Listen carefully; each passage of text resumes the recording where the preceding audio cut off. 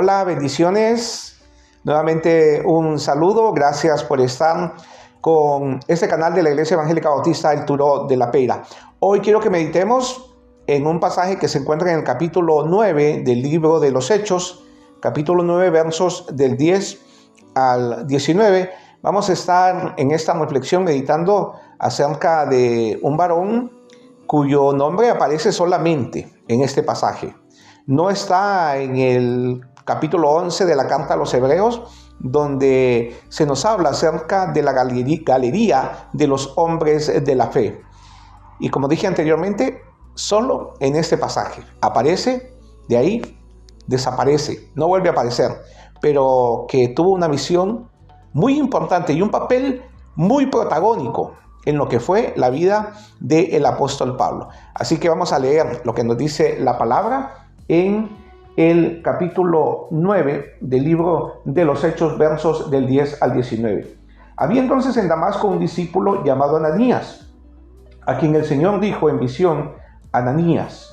Y él respondió: heme aquí, Señor. Y el Señor le dijo: levántate y ve a la calle que se llama Derecha, y busca en casa de Judas a uno llamado Saulo de Tarso, porque he aquí él ora. Y ha visto en visión a un varón llamado Ananías, que entra y le pone las manos encima para que recobre la vista. Entonces Ananías respondió: Señor, he oído de muchos acerca de este hombre, cuántos males ha hecho a tus santos en Jerusalén. Y aún aquí tiene autoridad de los principales sacerdotes para prender a todos los que invocan tu nombre. El Señor le dijo: ve, porque instrumento escogido me es este, para llevar mi nombre en presencia de los gentiles y de reyes, y de los hijos de Israel, porque yo le mostraré cuánto le es necesario padecer por mi nombre. Fue entonces Ananías, y entró en la casa, y poniendo sobre él las manos, dijo: hermano Saulo, el Señor Jesús, que se te apareció en el camino por donde venías, me ha enviado, para que recibas la vista y seas lleno del Espíritu Santo. Y al momento le cayeron de los ojos como escamas, y recibió al instante la vista, y levantándose fue bautizado, y habiendo tomado alimento, recobró fuerzas, y estuvo Saulo por algunos días con los discípulos que estaban en Damasco. Interesante lo que nos relata el pasaje acerca de Saulo y acerca de Ananías. Primero Saulo. Este Saulo, recordemos que había conseguido autorización de parte de los principales de las sinagogas, de parte del Sanedrín, que actuaba prácticamente como un parlamento, que actuaba como los diputados de un Congreso Nacional. Había recibido autoridad, órdenes para arrestar a todos aquellos que invocaban el nombre de Jesús, a todos aquellos que creían que Jesús era el Mesías prometido, al pueblo de Israel, por supuesto. Y en el camino a Damasco se nos dice que tuvo un encuentro con el Señor, una luz que le tumbó mientras él iba caminando, y los que iban con él pues solamente vieron la luz, pero él escuchó una voz que decía: Saulo, Saulo, ¿por qué me persigues? Y él decía: ¿quién eres tú, Señor? Yo no te persigo a ti, yo persigo a aquellos que dicen, que creen que un tal Jesús es el Mesías, un tal Jesús que fue crucificado, un carpintero que se creía el Hijo de Dios. A esos es a los que yo persigo. Y Jesús le dice: ese, al que tú le llamas un carpintero, ese soy yo, a quien tú persigues. Porque quien persigue a la iglesia, persigue a Jesús. Estoy parafraseando la historia. Si leemos en el libro de los Hechos, vamos a ver que no fue así el diálogo, o al menos no es así como nos lo pintan en las diferentes porciones o pasajes de la Biblia, sea cual sea la versión. Y de ese momento, aquel imponente Saulo, aquel hombre que había estudiado a los pies de Gamaliel, una de las autoridades, uno de los eruditos más grandes en cuanto a la ley se refiere, Gamaliel, Pablo había sido, dicen, el mejor alumno que Gamaliel había tenido. A Gamaliel le decían la personificación misma de la ley. O sea que la ley estaba personificada en Gamaliel, era un erudito pues. Y Saulo había sido su mejor alumno. Y de repente quedó ciego. Esa luz fue tan intensa, fue tan fuerte que lo cegó. Y lo cegó por varios días. Y aquel hombre que con ímpetu iba a tomar como prisioneros o llevar los prisioneros a los creyentes, a los cristianos, de repente tuvo que ser llevado, no miraba, tuvo que ser llevado. Y entró en constante oración. Y mientras está orando nos dice que ve a un varón que se llama Ananías, que va, que ora por él y que él recobra la vista. Y mientras eso está pasando, está también Ananías, obviamente está también en oración. Y en ese momento que está en oración, él recibe o escucha una voz, porque va a recibir una misión muy importante. Y escucha que esa voz le dice que tiene que ir, oiga bien, que tiene que ir a orar por este personaje que anda persiguiendo a los cristianos para llevarlos a las autoridades para que mueran, para que sean juzgados y que mueran así como Esteban. Recordemos que Esteban fue apedreado y que nos dice el pasaje que Saulo no tiró ninguna pedrada, pero Saulo estaba ahí. Y Saulo les aconsejó a aquellos que apedrearon a Esteban que se quitaran las túnicas para que cogieran más impulso y pudieran tirar libremente aquellas pedradas que acabaron con la vida de Esteban, uno de los primeros mártires del cristianismo. Así que Ananías entra en un estado de confusión. Ananías le dice al Señor: he escuchado acerca de esta persona y las referencias que dan acerca de él no son buenas. Es alguien que quiere acabar con la causa del cristianismo. Es alguien que anda capturando a los creyentes para quitarles la vida. Señor, ¿cómo te pones a creer? ¿Cómo se te ocurre, Señor, que hay que darle o devolverle la vista a esta persona? Vean que Dios le está dando una orden a Ananías. Y se dice que en el cristianismo es como en el ejército, que en el ejército las órdenes no se discuten, las órdenes se cumplen.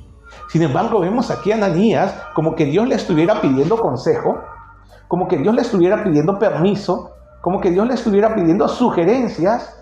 Él le dice: Señor, si esta persona está ciega, es mejor que se quede así, porque es malo, es malvado, es perverso, quiere acabar con tu pueblo, Señor. ¿Cómo se te ocurre, Señor? Y nuestro maravilloso Señor no tenía por qué responderle a Ananías. Sin embargo, en esa comunión íntima que Jesús tiene con aquellos que oran con Él, con aquellos que apartan un poco de su tiempo para dialogar con Él, vea que se pone a darle explicaciones. Se pone a decirle cuál es el plan que tiene para la vida de Saulo. Que va a padecer por su nombre, que va a llevar el evangelio a judíos, va a llevar a la casa de Israel y también a reyes, a magistrados, a personas que están en eminencia. ¿Tenía Dios por qué explicarle el plan a Ananías?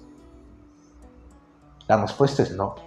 Dios es soberano y Él hace absolutamente lo que Él quiere. Bien le pudo haber dicho, como le respondió a Pedro cuando Pedro pregunta por Juan, cuando el pasaje nos dice, ¿no? A finales del Evangelio de Juan nos dice que Jesús, caminando por la playa, le dice a Pedro que le siga, y nos dice ahí que el discípulo amado, quien pues, se le atribuye que es Juan, ¿no? Que iba ahí y que Pedro le pregunta, ¿y qué de este?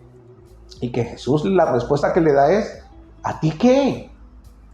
Dicho en buen español, ¿y a vos qué te importa? Bueno, en Honduras decimos vos, aquí dicen tú, ¿no?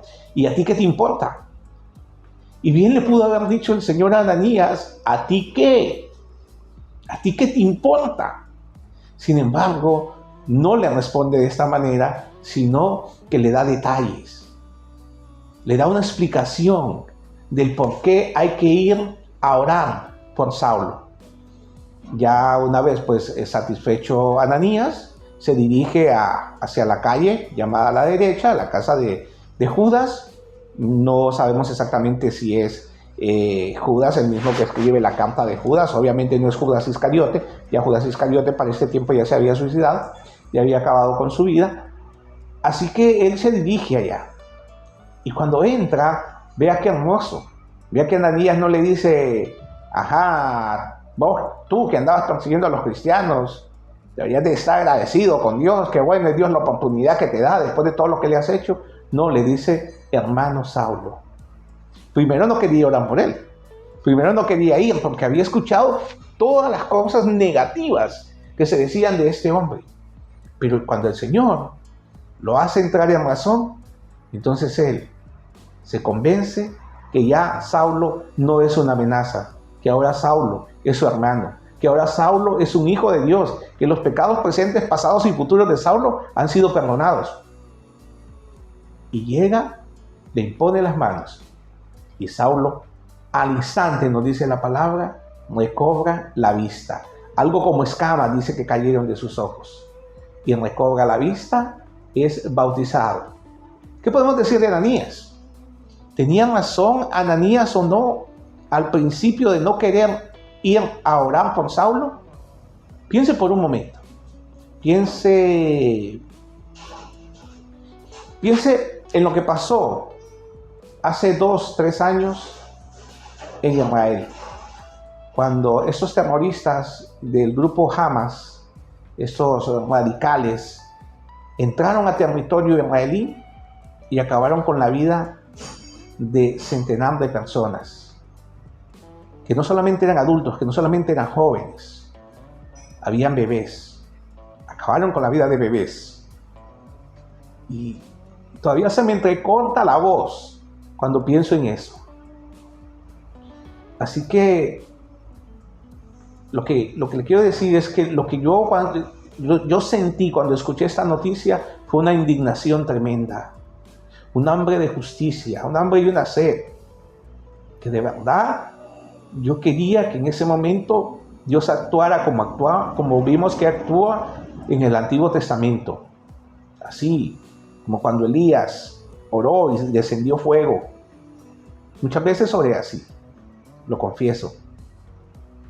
Y que de repente, que estamos orando así, imagínense que luego el Señor en una de esas oraciones nos dijera: quiero que vayas a tal lugar, porque ahí hay personas que pertenecen al ejército de Hamas, que han sido heridos en el combate, que están a punto de morir, pero quiero que vayas y que ores por ellos, porque en ese momento van a recobrar la salud. En ese momento yo me pongo en los zapatos de Ananías, o en las sandalias de Ananías, que en ese tiempo andaban en sandalias, ¿no? Lo que habían sentido Ananías.